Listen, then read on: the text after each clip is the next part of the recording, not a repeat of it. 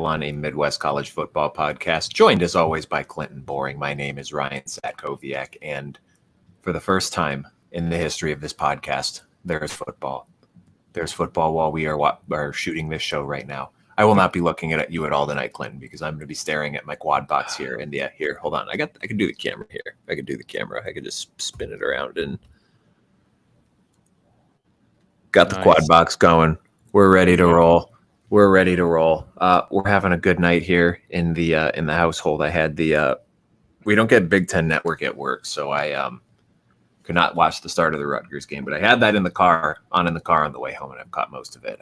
Nice. How are you doing this evening, Mr. Clinton? I'm doing good, man. It's nice to have football back. I'm actually kind of happy the Minnesota game was slightly delayed for weather because I didn't miss any of it, putting the kids to bed. Minnesota Uni's looking fresh. I also will just periodically be looking at you. But I'm excited to do a Thirsty Thursday with you this week, tonight. Oh, yes. Are we going to do it? We're going to do it. I'm going to crack a North High cover crop. Cheers to our first. It's my favorite time of year. My favorite time of year. Go. The October Cheers. Beer. To our first conjoined Thirsty Thursday. We finally did it. I'm excited. The holiest days, opening night. I was trying to think so much today, and it is inspired by Dan and Ty from the Solid Verbal, how Dan always has some type of synonym or name for an upcoming Saturday. And I was rattling my brains as I was lifting this morning, trying to figure out what could we kind of call, or what would I call this Saturday? And I came to rest on Sunrise Saturday because it represents a new dawn, right? Everything is new. It's a new day. All these teams, it's a new season. Everything's shiny. We don't know anything about how the entire day is going to go, which would be their season. So start afresh, start anew. It's exciting. Colorado's already losing 17-14, so that makes my day. But I'm ready to break these picks down and watch a little football with you. I am going to be sweating this Pine Bluff, Arkansas game because I somehow need Arkansas Pine Bluff to wake up because that is the only chance that I have of winning money this evening. So we're off to a great start this football season. My dad will text me picks every now and then. He's like, Colorado -1.5 lock of the week. I'm like, I'm not touching that one. I don't have any money to bet right now, so we're just going to ignore this. Well, that was my other thing. Are we going to do a each week? Are we each going to have a lock of the week? We could have a lock of the week. I don't have a cool like sound for it. Bucket pick or something like that. Yeah, we could. Maybe I'll look into making a sound for that for the next week. Yeah. But yeah, we could do that. I got no problem with that. So we are picking the Big Ten games, our Midwest brethren in week 1 here. I got a nice little new background behind me because I have turned to the side table to so I could watch these games while we're going through this evening. Live once again on the YouTube at ITPCFB is the feed there. You can catch us live every Sunday, Monday, and Thursday during the football season, except for next week. Next week, we're going to have a weird schedule, so disregard that for next week, I guess. Which you can find us as well on Twitter or Instagram at the same handle at ITPCFB there. And that would be a good idea to follow us just so that you can kind of keep track of the schedule as we are shooting. We'll tweet out live about 10 minutes before we go on, and we'll tweet reminders throughout the day as well. And if you would prefer to catch this in your podcast feed the following morning, you know where to find that. We are at Inside the Pylon, a Midwest college football podcast on Apple, Spotify, or wherever you get your shows. Subscribe to the show so you never miss an episode. Give us a like, a review, a star rating. We would greatly appreciate it. It helps us grow the show. Tonight, picks. Well, actually, before we get into the picks, I kind of want to talk about this Rutgers game a little bit because it was a little goofy to start, man. They were not moving the ball. Well, first off, guy's a man. He's been playing well the entire game. Even early, I think first run he ripped off like a 15-yard run, but Ethan Kaliak-Manis, he was a little erratic in the first half, missed some open guys, and Jashawn Scroggins, the Howard quarterback, and Eden James, the today's rendition of "Holy Crap, We're Old," the son of Edgerrin James, Howard's running back. He was running buck wild there a little bit in the first half. Rutgers, so Howard scored to make that a 17-14 game. They were driving late in the half I think they had to potentially tie it. They ended up getting, I think it's stuffed on a 4th down, or they punted. I don't remember. I was making dinner while this was going on too, so I was kind of 2 places at once. But then Rutgers got a late, like right at the end of the half, they drove down, they got a field goal, and that kind of flipped momentum. And it's been all Rutgers here in the second half. So takeaways for me on this game, man, Monangai looks good. He's going to be a force this year. Again, I get it's an FCS team. So what we can take away from that, probably not a ton, but and North Dakota State's driving right now too. Looks like that's going to be a penalty. Probably not a ton we can take away overall, but Kaliak has settled down a lot in the second half. He looks decent running the ball. He's got 7.2 yards per carry, 43 yards on 6 rushes right now. So that's going to be an interesting wrinkle to this Rutgers offense as the season goes along. And their defense, first points of the season were a pick 6, so the defense looks salty again. They clamped down in the second half. So all in all, we'll see if they end up covering that 36.5 point spread here with about 2 minutes left. But all in all, a pretty good opening weekend win for Rutgers, Clinton. Yep. I thought the same thing about Monangai as soon as he took his first carry. I think, like you said, one of the first ones was 15 yards, just bust. The burst he has, the thing that impressed me most about him, which is going to be huge for him come next spring for the draft, is the dude's got some pop in his pass blocking. Yes. Howard sent an outside blitzer, probably as corner or nickel, comes off the edge, and Monangai just popped him right off his spot. He stood right in there, stuck his face in there, and hit him. I love that when a running back wants to be physical. And I know this is Ohio State homerish, but still to this day, he's been in the league since 2016. Ezekiel Elliott is one of the most elite running back pass blockers I've ever seen. So I love seeing a back who will want to hit. Kaliak Manis, as you talked about, a little bit inconsistent to start. Kind of fit that 53% accuracy that Ryan Burns talked about us with last year. But it's week 1. No longer week 0, thank you. But week 1 settled in. Same with the Rutgers defense. And I kid you not, I tweeted this out. At the start of the game, I was sitting in the chair, and I'm like, the first freaking touchdown of this game is going to be a pick 6. Just watch. And son of a bitch, if not shortly after that, Rutgers pick. I was like, I wish I had called this at the beginning of the game. Otherwise, should have bet that, man. That would have been. You probably could have got good odds on that. Quick flashback. I had one of my patients who I still have, and he's a pretty avid follower of our show. I told him to start the Alabama-Michigan game. I said Caleb Downs will pick off J.J. McCarthy on the opening drive. And he picked him off, but his foot was out of bounds. He's like, dude, could you imagine if you bet that and that would have hit? I was like, yeah, I probably wouldn't be at work today. I'd have been sitting pretty nice. That's not life-changing money, bud. But no. It would have been maybe enough to take the day off. Yeah, there you go. Yeah, man. So that's the one in Big Ten action. We have Minnesota punts on their first series. They go 3 and out. Big news from that one is Darius Taylor is out for this game, still recovering from the hamstring injury he suffered in fall camp. We for our combined pick, and I think we both solo picked Minnesota last night. I switched my actual cash money bet from Minnesota to North Carolina. I saw Darius Taylor was out. I think that's a big loss for that offense, particularly with breaking in a new quarterback Max Brosmer. And speaking of running backs, that's good. Amari and Hampton, good player. So tonight we're going to pick the rest of the Midwest group of Power 4 games. I almost said group of. We're going to pick all the MAC games this weekend. We'll pick all the Midwest. There's a lot of group of 5 and below in these matchups, though. Yes, there are. That's we kind of like as we go through there. Intermittently, we'll have some more national picks, but with there being no Big Ten games, there's like 17 games to pick. I think it's going to take us a long enough time to get through it, so we won't worry about kind of going through anything else. There we go. Get the tackle. Better. What are you talking about? Hampton, linebacker. Oh, should have had him in the backfield. Oh, we are definitely not on the same stream here because I'm looking at. Are you ahead or behind me? I don't know. What data did you just see? Give me 1 second. I'm looking at the offensive line right now saying Tar Heels offense. I got you. I think I'm like 3 seconds ahead of you. Ahead. Okay. Okay. I will try to hold my tongue. I'll try to hold my tongue. Fine. It's interesting too, though, because I have 2 TVs up, and I could probably put this game on above my bottom TV, which is my better TV, and it would probably have some type of 2 or 3 second difference to it. It's amazing. So what's your streaming service? I have YouTube TV. Oh, see, too. So that's weird. Interesting. This could be our state differences. I don't know. So we all, as always, all these lines are brought to you by. They're not brought to you by anyone. We pulled them all from DraftKings. They're brought to you by us. They're brought to you by us. That I pulled them from my DraftKings app. They do not sponsor us, but they could if they want to. Anyone from DraftKings, listen. You want to toss a couple bonus bets our way? We'll gladly take you. Gladly take it.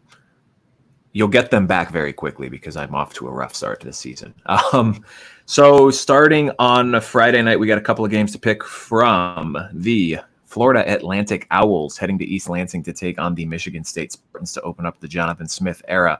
Michigan State, as in disclaimers, this might not be the actual line as it is right now, but it was as of, I think I pulled these last night. So as of last night, Michigan State was a 14-point favorite, over under set at 45. Clinton, what way are you leaning on this game here? I'm trying to think real quick. Is this oh no, I'm blanking on his name. He coached Houston. Was Ohio Tom State? Herman. Tom Herman. Yes, Tom Herman at FAU. Tom Herman is at FAU.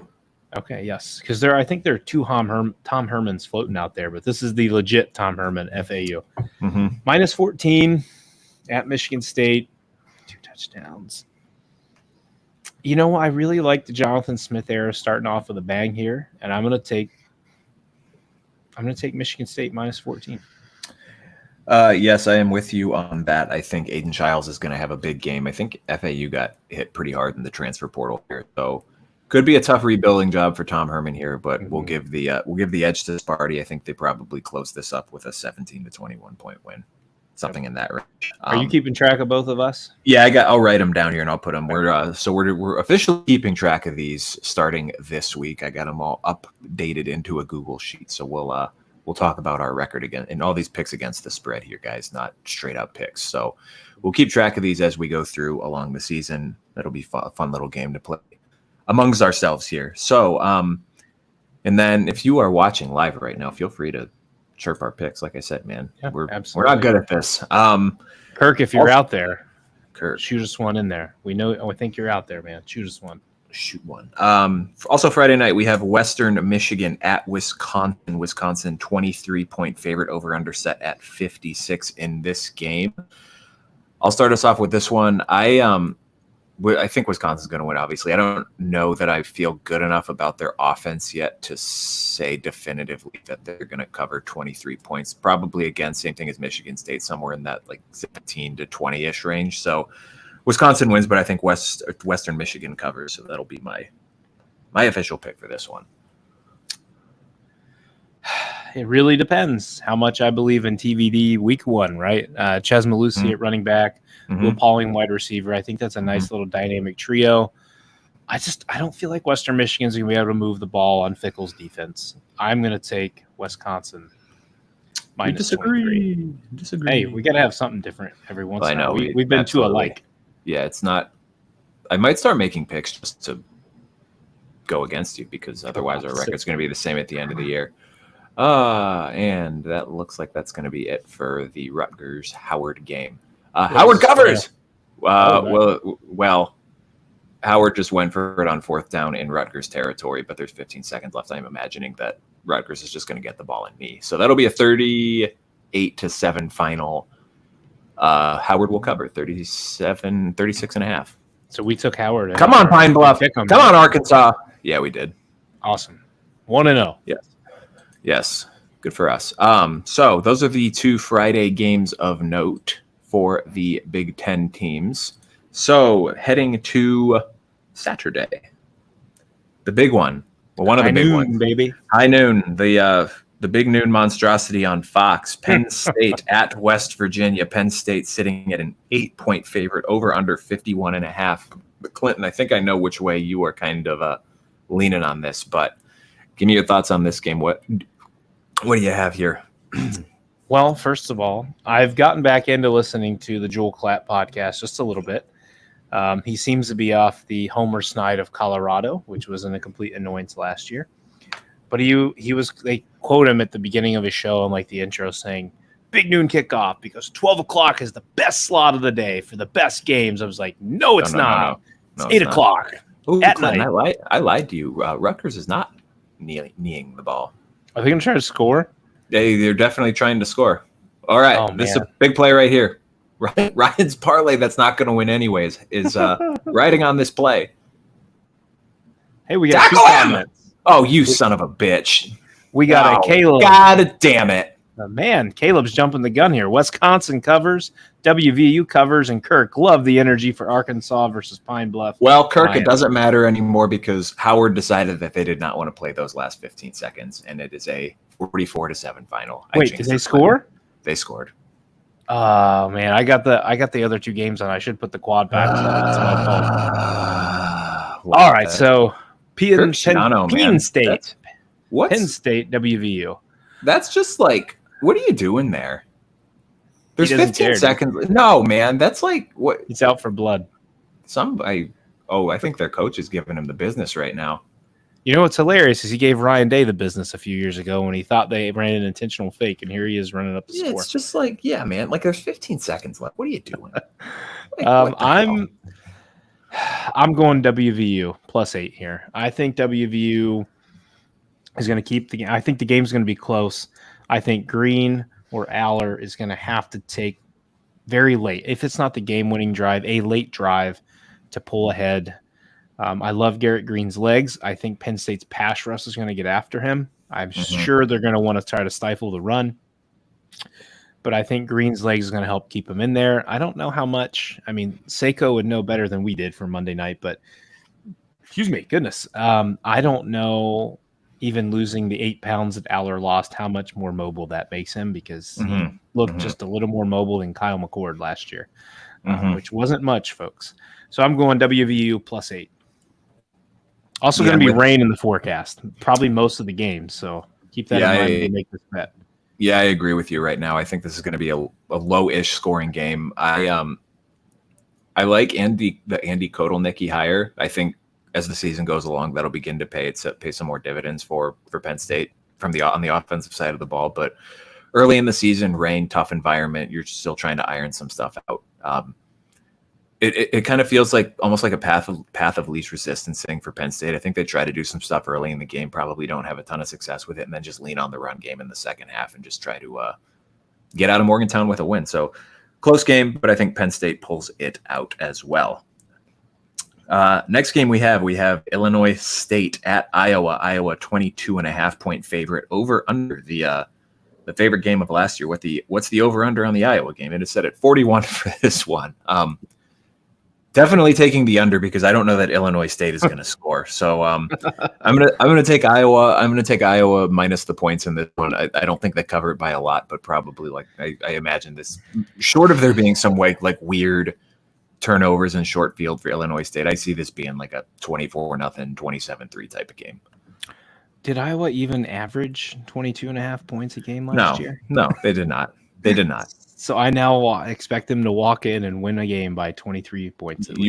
You are I am expecting them to score a touchdown more than their season average last year to cover this spread, which is probably not a smart bet on my part. But I think I'm actually on the. We're going bold early. I think I'm going to go Iowa minus 22.5. Kirk Ferentz isn't there, man. Got a new guy running the show. We're putting up points, baby. We're going to hang 70. We're Brett Bielema of Wisconsin in this shit, and we're going to hang 70 on you. Could you imagine? That'd be crazy. I think that would be like one of those moments where you got to turn off the – what time is this game? I didn't write the time. Right. Might be. I didn't write the times down. Let's say it's noon. We got great time slots all day. Whatever time slot this is, if Iowa's about to put up 70, you're turning off whatever big game you have on, and you're like, holy shit, I'm witnessing history. The Iowa Hawkeyes have scored 70 points. So I'm going to go Iowa minus 22.5. Up next, we have UConn traveling to College Park to take on Maryland. Maryland sitting at a 20-point favorite, over under 44.5. New former Wisconsin quarterback Nick Evers, the starting quarterback for UConn. The Huskies. The Huskies. Clinton, what way are you leaning in this game? Well, I also find this interesting because it sounds like, if rumors hold true, by 2026, UConn will be a basketball school in the Big 12. And then 2031, they will be joining in football. So eventually we're going to be, if the Big 12 survives that long, we will be talking about this as a Power 4 matchup. How intriguing. So I just don't see it. Give me Maryland minus 20. They're at home. I like Loxley. His teams are good. Have they named a starting quarterback yet? I haven't seen an update there. And our guy, Jeff Ehrman, I haven't seen him tweet anything out about them naming a starter. But at this point, I don't think it matters. UConn still kind of feels like an FCS football team at this point. So give me Maryland minus 20. I'm with you on that one. They were real spunky a couple years ago. That when Jim Mora came back, they were. They go to a bowl game 2 years ago, I think. I think so. They were not particularly great last year. There's a reason that Nick Evers, even though he was a high 4-star prospect, there's a reason he's on his third college team in 4 years, and there's a reason he's playing at UConn now. So again, I don't anticipate Maryland blowing the doors off him by any stretch of the imagination, but probably looking at a 34-10 type win here. Man, we are not disagreeing a whole lot here, my friend. We're going to have to start changing things up here. So next, we have Indiana State at Purdue. Purdue, a 32.5 punt. Wow. Oh, that was a good punt. Great boot. Down at the 2-yard line, folks. We're trading punts here in this Minnesota, North Carolina. We're playing Iowa football, baby. Field position. Feel each other out. It's the Max Bowl. To the max. That's right. Max Brosmer versus Max Johnson. Max. Will we get a Max is the question. Stop it. You shut up. All right, we're on Indiana State, Purdue. Indiana State at Purdue. Purdue a 32.5 point favorite, over under at 48.5. I like Purdue to win this game. I like Purdue to win this game comfortably. I don't like Purdue to cover by 5 touchdowns. So we'll go Indiana State plus the points in this one. I feel like I just looked like I was frozen there because I thought you miswrote that line. I was like, sure you didn't mean 3.5? No, buddy. When I saw this yesterday, I'm like, it was one of those lines that you look at and you're like, I have to put a lot of money on this, right? This doesn't make any sense, right? 32.5. Did Purdue even score over 30 last year? I'm sure they did. I know it's a new season. It's a new dawn, like I said, but I'm taking Indiana State plus 32.5. I don't believe in Purdue that much. I do believe they win and win comfortably. I think Devin Mockabee has a really good game. I think Hudson Card year 2 in the system, especially also with Ryan Walters now in second year as head coach. I can't give him 33 points to win. No, that's a lot. Too much. That's a lot. That is a lot. I agree with you on that. Staying in the state of Indiana, we have FIU at the Hoosiers. Indiana, 21.5 point favorite, over under 51.5. Clinton, are you rolling with your boy Curtis Rourke on this one in the Hoosiers? Well, the Caleb that is in this chat with us right now will be adding me pretty hard if I do not roll with his Indiana Hoosiers. But yes, I am going with the Hoosiers here. Minus 21.5. Curtis Rourke's going to throw 4 passing touchdowns on the day. And to fit perfectly, and from our fantasy draft last night, Surratt is going to have 2 of those receiving touchdowns because I am keeping him in my lineup this weekend. Give me the Hoosiers, 21.5. Yeah, I agree. I think I'm with you on this one. Even if there's a little bit of the not really sure how these guys are going to mesh in the Big Ten, these are good. Even if we're talking them as good, James Madison level players. I mean, that there was still a team that would have blown the doors off of FIU last year. So I think Indiana wins. There may be a little bit of rough offense in the first quarter, but I think they figured it out pretty quickly, and I think they went pretty comfortably here. We got a Coach Sig shout out from Caleb on the live stream chat in there. Next up, big Hoosier fan. Love me the Hoosier fans. No Next Bobcats. Up, I didn't give Rourke a shout out. Yeah, what the heck? We said, are you rolling with your guy, and you just completely did not mention him at all. I went right to Surratt. Or Surratt, however you want to pronounce his last name. Next up, we have UTEP at Nebraska. Nebraska, a 27.5 point favorite, over under 49. Clinton. I think we talked about this earlier this week. I got to see it from Nebraska before I kind of start buying the hype. I think they'll win this game. I don't think it'll be necessarily close, but I got to see them before I'm going with giving them 4 touchdowns here. So I'm going to take the points with UTEP on this one. I don't know as much about UTEP as I probably should. Do you know what they have at quarterback at all? I think they named a true sophomore the starter and versus a true freshman. Yeah, I saw the name today and I completely spaced on what it was. Here's my thought. What was your hold on, I guess I might as well wait my 3-second delay. Yeah. All right. Brad Johnson is down. Max Johnson. I'm taking Nebraska here. I figured for our boy Redcast Rob, the Huskers. I think the defense is the reason they're going to win this by 4 touchdowns. So I think the defense is going to eat UTEP up. Remember, guys, this is returning from a top 13 defense in 2023. They're bringing a lot back. I don't see UTEP being able to move the ball much, and I think Dylan Raiola, I think he's going to throw a pick, but I think he's going to have 3 TD tosses on the day. That's a good point on the defense. There might be that was a good play. Good defensive play there. Dude, you got to have that. It's in your hands, bro. There might be a weird defensive touchdown in this game that helps Nebraska cover, but I'm going to roll with it. I got to see it before I believe it. Next up, we have the mistake by the lake, the Northwestern hosting Miami of Ohio at the Lakefront Lacrosse Stadium. Miami a 2.5 underdog, Northwestern favored in this game. Over under 39.5 points here. So Vegas not anticipating a lot of offense in this game. Sorry, I don't think that was as close as I thought it was. He's pretty close. Good boot though from the back of your end zone to get past the 50. Yep. Give yourself some space. What is that? The 5th punt of the game? 4th punt. I think each team's had the ball twice. We might be running like 2 first downs in 4 series on this game. We've also, Ryan, eclipsed. We started with 15 minutes. We've only went 8 minutes of game time. Yeah, and it's also pouring down rain, it looked like, in the stands, so that's not good for Brosner in his debut. So we started – he is 1 of 3 for 1 yard. He has a passing yard. It's a pretty hard thing to do. We started – like right as this game started. So we're about 27 minutes in right now. They're only 8 minutes into this game. Go commercials. Anyway, so I'm fascinated by this football game here because Miami, a pretty good MAC team, MAC champions last year. You're absolutely right, Kirk. This is Big Ten West football at its finest. Big Ten West dies hard. Yes. You can take the Gophers out of the West, but you can't take the West out of the Gophers.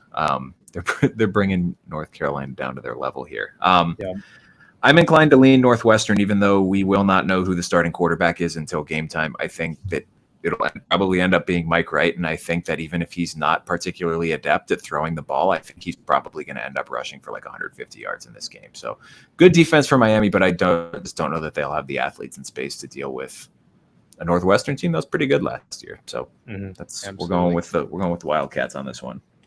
I got 2 things here. Northwestern -2.5.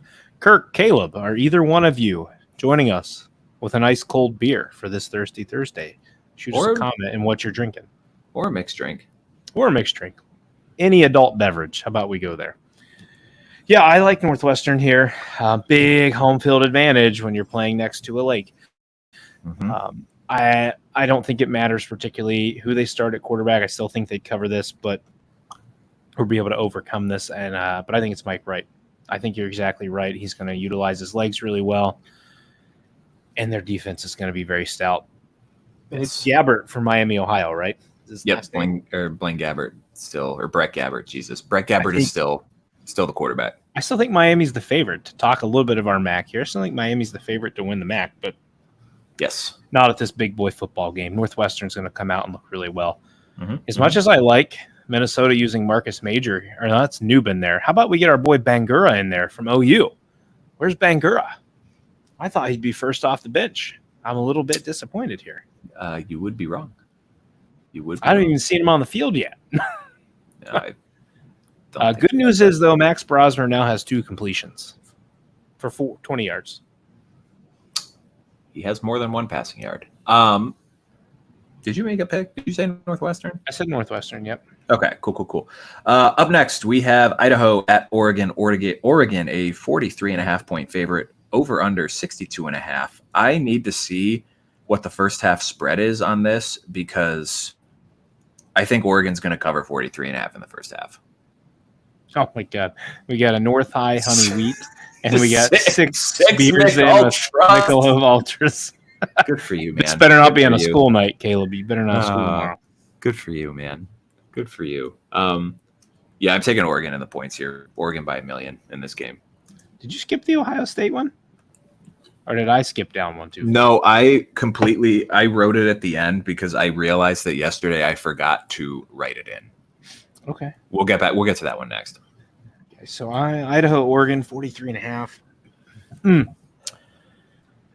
Give me the Ducks, 43.5. I don't like 40-point spreads, but there's something here that's telling me Dylan Gabriel's going to come out and pop early.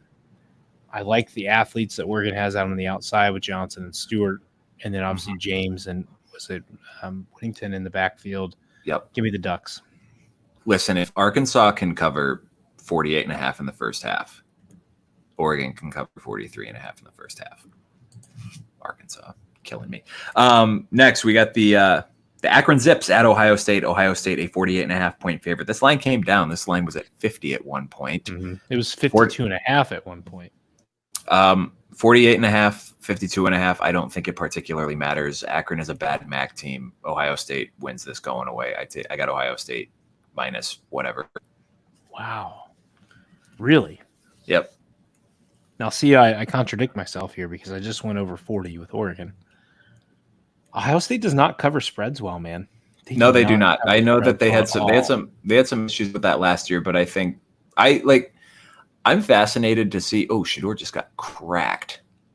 Mm-hmm. I'm fascinated because I know like when we talk with Spence, I know that Ohio State's running back depth is not great. So I wonder if in the second half, if they're playing a bunch of walk-ons, if they end up if they go up like 42-0 in the first half and then they just don't score again in the second half.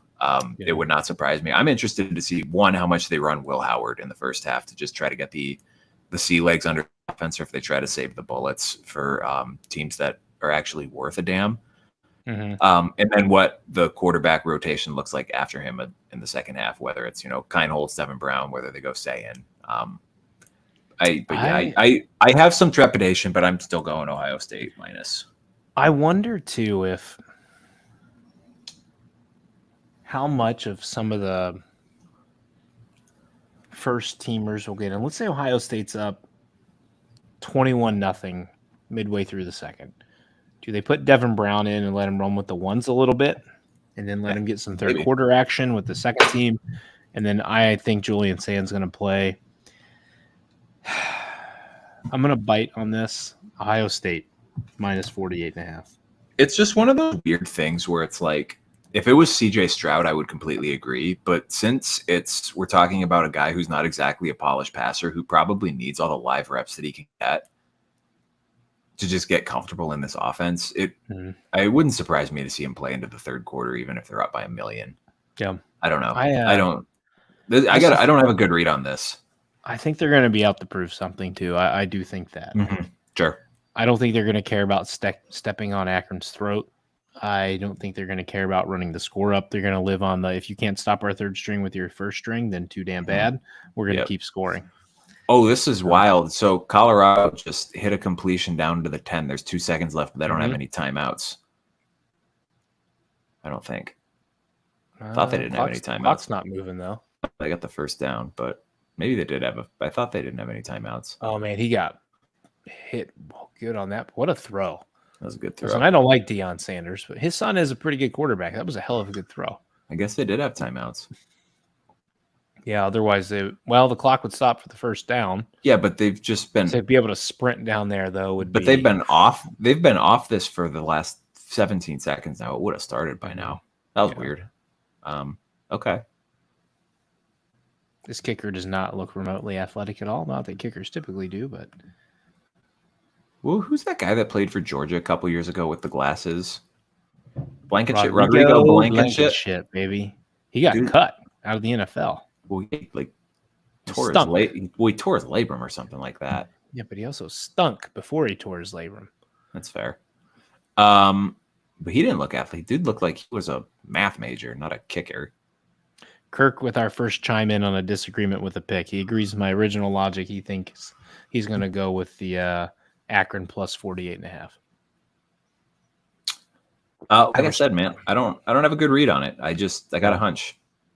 As long as I'm opposite. As long as there's at least 14 points in the first quarter, I need to win something this weekend. Well, I'm going to win either way because I picked him on this, but at my work pick him, I picked Akron plus 48.5. So I'm getting a positive on one side and a loss on the other there, but next we're gonna hit some of the night games here. We have Fresno State at Michigan. Michigan 21.5 point favorite, over under 46. I don't know that Fresno State scores in this game. That's just, this Michigan defense is going to be really good. It's going to be hard for Fresno State to run the ball against that defensive line. I don't know how much time Mikey Keene is going to have to throw. And I mean, we're talking about a good group of 5 team here as well. But Jeff Tedford retiring, late July because of health reasons. If he was still the coach, I'd say maybe. But I'm going Michigan minus 21 points, minus 21 in this one. I'm going to say you can take this one to the bank.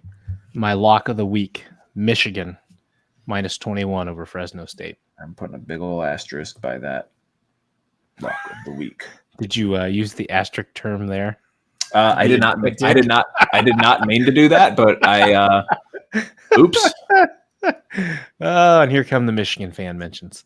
It was just an annotation, but anyway. Did you watch any of that documentary? No, and I will not watch one single second. Okay, I was going to say, I heard it. What I heard about it is I kind of figured how it would go. It just does not sound like it was worth it. It was like the Florida one. I was like, did you really think we were going to get anything valuable out of that? No, I enjoyed seeing kind of from the Florida one, like what Urban put those kids through. I thought that was interesting, but they were not going to paint Urban in a negative light in that scenario. No, and they weren't going to paint Connor Stallions in a negative light. Netflix likes to swing on the other side of stories. If you remember the show that came out, Making a Murderer, in Manitowoc County, Wisconsin, that guy, he had always been portrayed against everything, every single episode, all the evidence was always against him, and Netflix took a way to try to spin it and show a positive light for him. That's what they do. That's how they do their documentaries. Yes. So, and I mean, even so this is the 4th college football one. So they started with the Manti one, and that one, like that very much was like a let Manti tell his story. And it was different because it's like, did anyone get hurt in that? No. Like, it was very, his reputation. It was Manti's reputation. But it was cast him in a very sympathetic light, which that particular topic made sense, right? Like, he's not going to come on and answer, a Spanish Inquisition about how that all played out. And then the second one was the Manziel one, which was just weird because they tried to take the same approach, but Manziel was just so unrepentantly not sorry about how his entire career played out. And even at the end where he was talking about his alcoholism, he's like, yeah, I'm still drinking. Okay, cool. But then doesn't care. But then, they advertised the Florida one, and you're like, oh, this could be cool. And then you see the reviews for it, and they're basically like, yeah, it was just an Urban puff piece. I'm like, okay, I could have figured where this was going. But yeah, that's kind of how I figured the Stallions one would be too. So I'm like, I'm not even going to bother wasting time with it. Yeah, I'm full bore in 2024 season. I don't give a crap about the past 3 anymore. I want to enjoy this year. Oh, almost a oof. That ball doesn't get tipped at the line. He's in the end zone. Oh, come on, Brosmer. Minnesota, that didn't look as clean out of his hands, but it definitely got tipped. Yeah, definitely tipped. Western Carolina's got NC State in hell right now. What's the score? Still 14-14. We're about midway through the 3rd quarter. I'm going to go back to my quad box here. Grayson McCall does not look good. No, was it you and I that talked about that, or is that I heard on something else where clearly his grades weren't good enough, so he had to go back to Coastal Carolina and then be able to get out of there. No, that was me. There was a big kick for NC State, 17-14. That was a Take bullet. The lead. That was a bullet. I got Eastern Illinois on as my other game right now. As Rolling do Big I. Ten. As do I. That was just on after the Rutgers game. Okay, next we have UCLA at Hawaii. I have a feeling we're going to disagree on this one. UCLA, a 14-point underdog, over under 54.5. Clinton, what way are you leaning here? Give me UCLA. Minus 14. I don't think – I know that there's probably some time difference there, obviously. I don't think that's going to affect UCLA enough. I think Foster comes out with a really good coaching debut. I don't believe in Hawaii at all. I know Chang is, in his third year. Man, they couldn't – I don't know. I'm just going UCLA. I don't have much else to say about Hawaii and the Rainbow Warriors. Nah, I'm on Hawaii here. I think tough spot for UCLA going on the road. And we've talked ad nauseum as much as we can about this UCLA schedule. This very much feels kind of like the stereotypical, we're not taking this team seriously. You got to go on the road, play on the island. I don't want to be playing football. I'm in Hawaii. And I think UCLA wins, but I think Hawaii covers in this one. So we are not doing a lot of disagreeing. So at least we got a little bit of that there. Next up, we have the Washington Huskies, another one of the newcomers. They are 27-point favorites. Oh, my God. He hit the upright and he missed the damn field goal. Oh, no. Oh, no. We aren't getting any points in this game. The goose egg continues. The Big Ten ghosts. God, he nailed the upright. Oh, my God. There for a second, I thought it fell through, and I'm like, no, that definitely fell back into the end zone. He hit that dead ass on the upright. Kirk, I'm glad I didn't live bet that because it appears you were wrong, my friend. They didn't even get a field goal out of that, let alone a touchdown. They did not. Brutal. That's brutal. Oof. We have back to the picks. We have Washington minus 27 against Weber State. I don't know what a Weber State is, but I'm going to take Washington to cover. For our boy Roman Tomashoff, I am going with the Washington Huskies minus 27. I'm really excited to see Will Rogers, but I'm really excited to see their new trio of wide receivers. They're clearly not going to be, definitely not week one. Oh, we got a fumble. Minnesota ball. Oh, my gosh. Maybe we are getting points. Gophers. Oh, my gosh. Maybe we are getting points. There we go, baby. Now they're going to look at that because his arm might have been moving forward. But, yeah, I like Washington. I want to see what do we got? Giles Jackson, Denzel Boston, and then Hunter. I want to see what the new big three look like for them. Yep. But I give them minus, especially at home. Oh, we got a flag. Holding. Excessive celebration, right? No, it was a holding on the defense. Oh, it was because you're ahead of me. Oh. All right. So maybe we're back to scoreless. No points. We are incorrect, friends. They did not have a fumble. Ball back to North Carolina. Way to go, number 7. Man, people are going to be listening to this tomorrow after watching this game, and they're just going to be so confused. That is definitely a defensive holding. I love my favorite is when dude. No. Oh no. Oh my Lord. Uh-oh. Oh gosh. Great run, but I got air. He got so much air he almost landed on his feet. That was insane. Yeah, Air Hampton. The Hampton Inn. The hell were we just talking about? We just finished Washington. We are on to 2 of our biggest games of the week. The 2 biggest games of the week. We have our other Saturday night game. The Notre Dame Fighting Irish are at College Station, Texas A&M, a 3-point favorite into this game. Clinton, give me your thoughts, your feelings. I've been back and forth. I don't like that Notre Dame's starting offensive line has a combined start total of 6, going against this Texas A&M pass rush, also going into Kyle Field or College Station, raucous environment, raucous crowd. Elko's a great coach. We'll see what Wegman is this year at quarterback. But you know what? If I had a damn Irish hat right now, I'd pull a Lee Corso. Give me the Irish +3. Notre Dame wins. Lock of the week, Notre Dame outright. There we go. Lock it in, baby. We're both on the Notre Dame train. I think it's going to be a great game. I think Notre Dame's going to have to work for it. I think Denbrock's going to have to earn his paycheck and move Riley Leonard around. Are you going to start Leonard this week in fantasy? Yep. Who are your quarterbacks outside of Leonard? I got Leonard, Nussmeier, and I don't remember who my third one was. I was going to take Miller Moss, and then we got to the beginning of the 12th round, and the first 3 picks of the 12th round were guys that I had in my queue because I'm like, oh, these will be my next 3 picks. And no, I don't remember who my third quarterback was, but no, I mean, if we're being realistic, the real lock here is under 46.5 points because this is going to be like a 17-10 game. All the steam has been out Notre Dame's inexperience on the offensive line, but on the other side too, I mean, Texas A&M's offensive line was not good last year. It sounds like they're not even completely set on who's starting on the offensive line, and Notre Dame's defensive line is pretty good too. It's no Nick Scorton, like he's getting all the buzz, but they're Howard Cross, Riley Mills. There's going to be 2 NFL guys next year. RJ Oben off the edge, and it sounds like everyone else on the edge has had a good summer camp. So Notre Dame's going to be able to get pressure on Connor Wegman, which you see message board stuff, and it's hard to decipher like what's real and what's not. But there's been some rumors floating around that Connor Wegman showed up to camp fat. So like Pillsbury style, that can't be great. Like if you're not as mobile in the pocket or you're carrying a little extra belly weight there, but. Yeah. I think Notre Dame will be able to exploit this Texas A&M offense. Ultimately, I don't know how much Elko is going to let Jay Bateman call the defense, but he's a shitty defensive coordinator.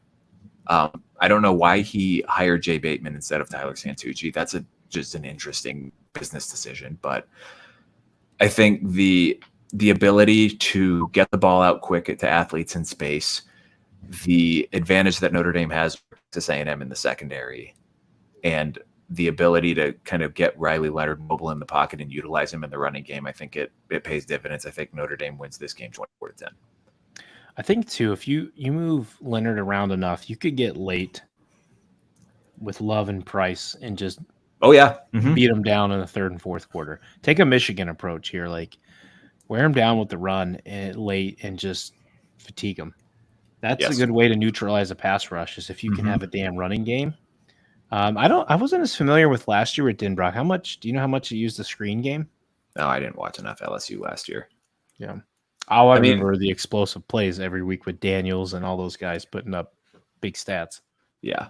And that's like if we were talking a Jared Parker Notre Dame offense, I think Notre Dame probably loses this game like 17-3 because the dude just did not know how to scheme a game plan. But I think Denbrock's going to have a good game plan to shelter the offensive line early, and if it doesn't work, I think he has a much better ability to adjust than Notre Dame's had since probably the last time Mike Denbrock was their offensive coordinator. Or I guess we'll give Chip Long some credit in 2018. He was pretty good at that too, but a lot better at in-game adjusting than Tommy Rees, and certainly Jared Parker is. So I think Notre Dame wins this game. I think it'll be a close game. I think they'll get a late touchdown to kind of make the score look a little more lopsided than it ends up being, but Hampton is off to the races. Ryan, I had one more question on that game before we flip to the next one. Yeah. So Denbrock obviously has been at Notre Dame before, but we saw what LSU did last year. Now he's back at Notre Dame. 0 to 10 scale here. 0 being the offense looks absolutely nothing like what we saw with LSU, to 10 being it's almost an exact replica of what we saw at LSU. Where would you rate what Notre Dame's offense looks comparable to the LSU from last year? I mean, it's probably going to be like 2 because Notre Dame doesn't have anywhere near the athlete on the edge that LSU had last year. Certainly.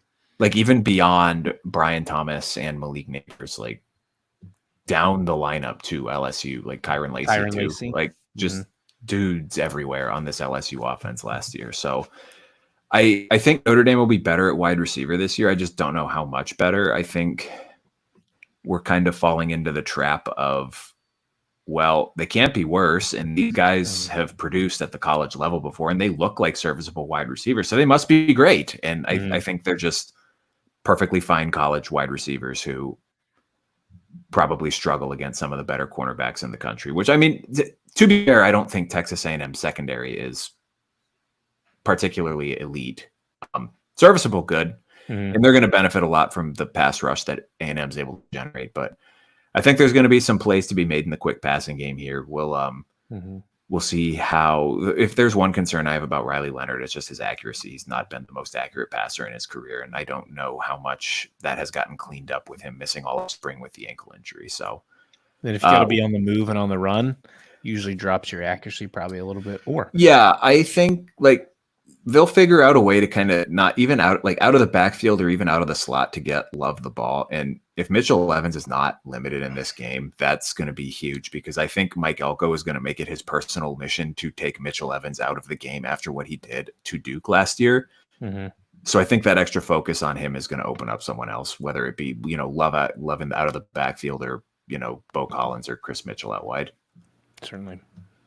Our last game to pick here is this is the Sunday night game, correct? Mm-hmm. Not the Monday night game. Yep. We have in Sin City, Las Vegas, USC taking on LSU. LSU a 4-point favorite, over under 64.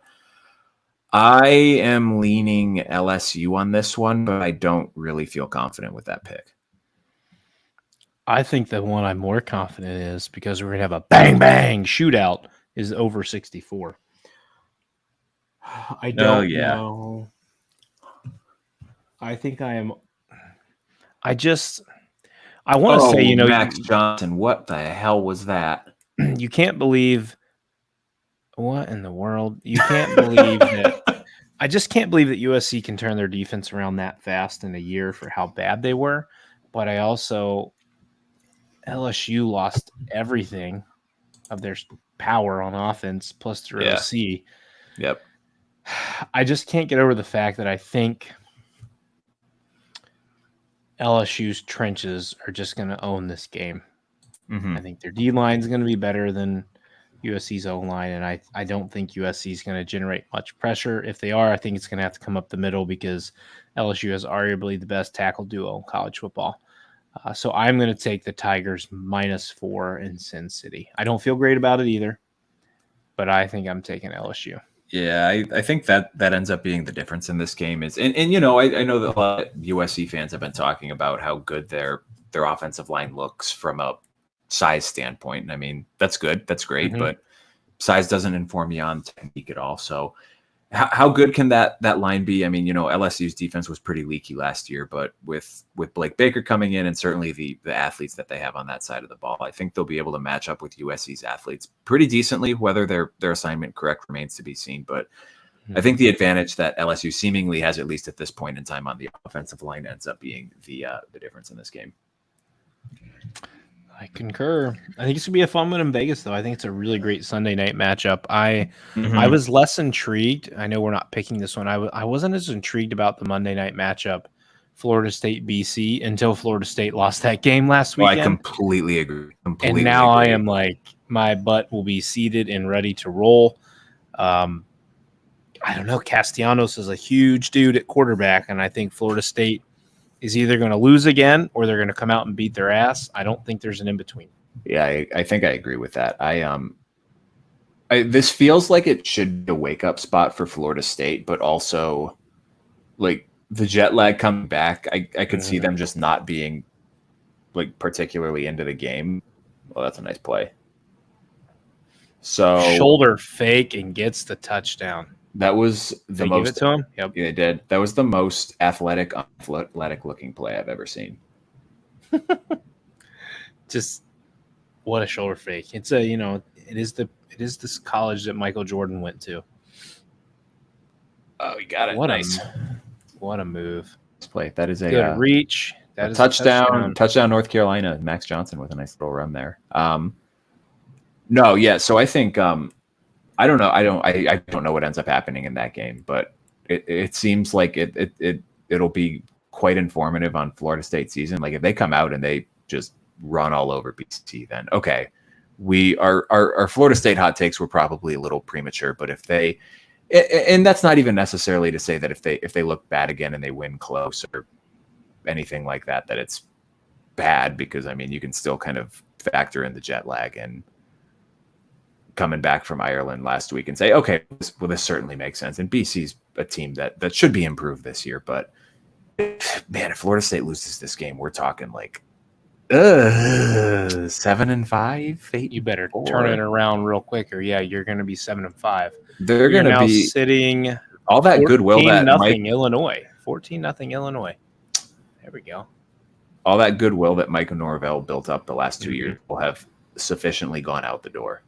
But that's the problem when you live in the portal and you swing and miss. That's true. That is true. And if DJU cannot bounce this back, that's the big swing and miss, right? Because if quarterback can't do it, you're not going to win enough games. You're certainly not going to win in the playoff.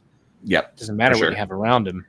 But, and that'll be it'll be an interest that this Florida State team is an interesting test case in that, because I think there's been a lot of discussion on, well, what's the best way to build a roster? Because, you have some people who are militantly like, well, you need a high school recruit, and some people who are, oh, well, you can recruit in the portal. Look at what Florida State's doing. Look at what so-and-so is doing. And the correct answer is probably a little bit of both, but it's far more beneficial to be a team like, a Georgia or an Ohio State, where you're recruiting, top 3 classes every year, and you're grabbing, I don't want to say like luxury pieces out of the portal, but like you're grabbing things out of the portal that are just, plugging holes or upgrading your roster in a way, as opposed to changing your entire defensive line. Because that's not how you build a team. That's not how you build a culture.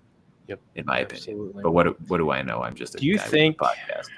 And this could be applicable to any of our schools that have brought in transfer quarterbacks this year, but focusing mainly again on Florida State. Yeah. If they lose this game, do they make and DJU doesn't look good again, do they make a QB change week 3? I think they're off week 3. So it'd be week 4. So you have 2 weeks off. I mean, that would. Do you let him go a few more weeks? And even if you win a few, if his play is average, do you make it? Because you got to start. You can't throw in the towel yet, because you can. The ACC you could win at 8-4. We've already talked about this, and you're a top 4 seed in the playoff. You could lose your first 4 games, win out, and then boom, here you go.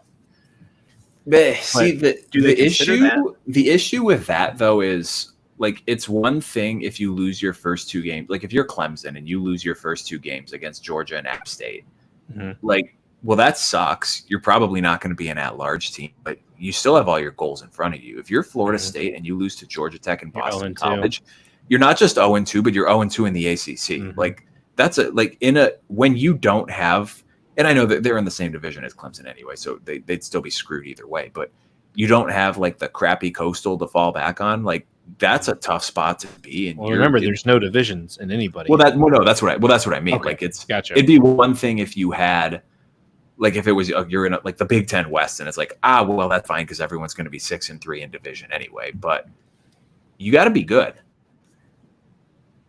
So I don't know. To answer your question, I don't know. I could see it. It would be interesting to see, but I don't know how good they feel about the other guys. Yeah, quarterback. Otherwise, they wouldn't have brought DJU in, right? Also true. Well, cool, man. That's it. Caps our first live pick show. We don't have a Big Ten game next Thursday, right? I don't believe we have a Big Ten Thursday night game for the. We won't be here, for the next Thursday night when live, anyways. But no, I don't. Foreseeable future. Yeah. No, I think most of the Big Ten ones are Friday now. I think this was just kind of the one-time thing. Yeah, certainly. And I think we looked at it a couple weeks ago. There's not a ton of Thursday games anyway, but. So I'll have them on in the background, but I won't be as pointed about making comments about these games as we are tonight. No, for sure. And that's we wanted to kind of add that into the show tonight. We got Illinois up 14-0 right now in Eastern Illinois, and Minnesota's down 7-0 to North Carolina as we close off this show. Second half just started in Colorado, North Dakota State. North Dakota State a 3-point lead right now. And Colorado is driving. They're at the 50. NC State's still down. NC State just went down. They're down like 21-17 now to West Carolina. What a bad way to start the Grayson McCall era, NC State era. Yeah, playoff sweetheart for some teams. That would be bad. And speaking of bad, I will probably not win any of my bets tonight. Good job. Anyway, cool guys. We will be back with you. I think we're going to go a little earlier on Sunday than normal, but we will tweet that out and let you know the exact time for sure once we know. We'll have a lot to talk about, man. Big week in college football. That was a nice throw. the first official week of the season. Week 1 is here. We'll recap all these games. We'll talk about big takeaways, and I'm sure we'll have an overreaction or two. So thanks, guys, for tuning in. Enjoy the games this weekend. Hope get all your stuff out of the way Friday night or early Saturday morning so you can be like me and not leave the couch for the entirety of the weekend. Couch potato the whole weekend. Couch potato the whole weekend. For Clinton, I'm Ryan. Thanks, everyone, for joining in this evening. Enjoy the games. We will see you all on Sunday on the other side. See you guys.